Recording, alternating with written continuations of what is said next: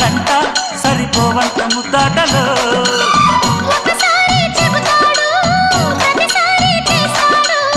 అంటూనే చీపాడు అందంతో రాపాడు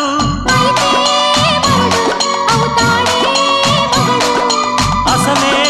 రతివి అవుతావే సతివి ఘుంఘుమాయించు కొంచెం లవ్లగాయించు లంచం మన్మధించింది మంత్రం మంచం కంకమానంది అందం చల్చలాయించు సొంతం